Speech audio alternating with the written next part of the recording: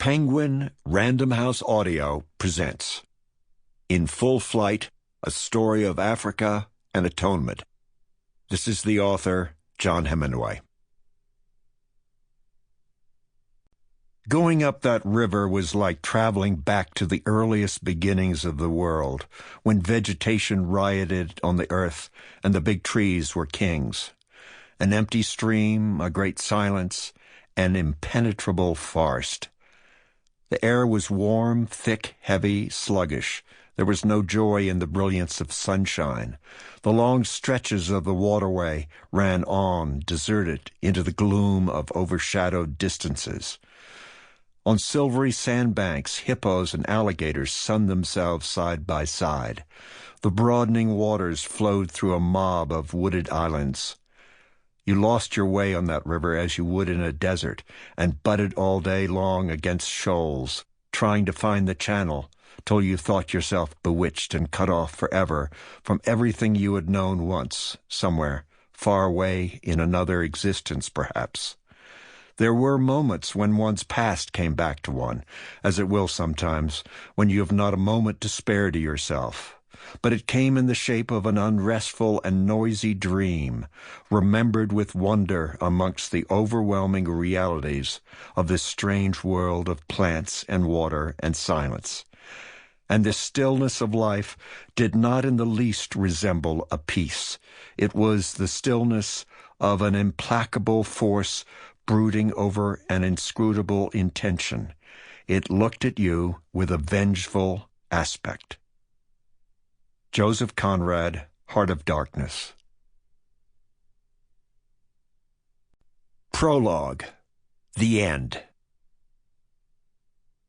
On February 6, 1999, a mob of yellow-billed kites circled Wilson Airport in Kenya, the busiest civil aviation hub in all Africa. The carrion birds had just left the nearby Nairobi slum of Kibera and were exploiting an uncommon void in the airspace over the runways. They might have been honor guards as they circled above a cortege of Land Cruisers, sedans, and buses out of which poured mourners, women in dated frocks, and men stiff in regimental blazers, shiny at the elbow from age. Here and there, Ismaili and Sikh women exiting minivans arranged their saris. The great majority of arrivals were African, dressed in clothes reserved for church, weddings, and death.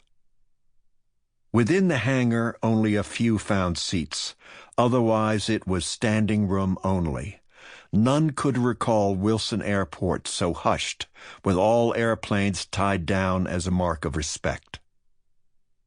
East Africa was in mourning for its celebrated flying doctor, Anne Spoerry, felled by a stroke 4 days previously at age 80.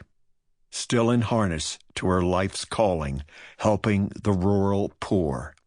Over 1,000 people found space in the flying doctor's hangar to pay last respects. The ceremony rang with the solemnity of a state funeral. Many had traveled from overseas, and no sector of Kenyan society was lacking. Infants strapped to their mothers' backs, creaky-limbed elders, a colorful array of tribes, Asian merchants, Europeans, Americans, government ministers, the diplomatic corps, and unattended children all jostle for sightlines in the echoing metal building. Dr. Anne Spoerry had spent nearly 50 years in Africa, tending to the health of over 1 million patients, drawn mostly from the far corners of Kenya. It was said no other physician could match her industry, tenacity, and productivity in the cause of Africa's well-being. As a sole lifeline for the poor, it was not uncommon for patients to declare her a saint.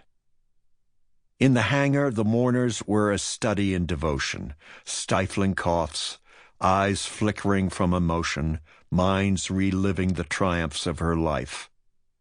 The sight of Spoerry's Piper Lance PA-32 plane, known throughout Kenya as Zulu Tango, from its call sign 5 Yankee AZT, drew many to reach for handkerchiefs. Positioned front and center, both coffin and airplane were draped in tropical garlands. For those who once awaited Anne on ribbon-thin airstrips, this Africa-scarred machine spoke of endurance and courage. Zulu tango had been their sole glimmer of hope in a land begging for miracles. Over the course of Spoerry's long career, no place had been too far, no airstrip too risky, no patient beyond caring. Inside the echoing hangar, eulogies ran long, with every speaker heaping praise on the doctor for her no-nonsense style, strength, and compassion. An elderly woman whose broken arm Dr. Spoerry had set years before likened her to Mother Teresa. Another called her an angel from heaven. Wherever she landed, she was greeted as Mama Daktari, Mother Doctor, a sobriquet that met with Anne's hearty approval. When an unscheduled speaker, footsore from travel, rushed the podium, mourners checked their programs to see if they had missed something. He was a tall, dignified farmer, dressed in his one suit, confected with the red dust of Africa, and a tie that was black and borrowed. All leaned forward to hear his love sonnet.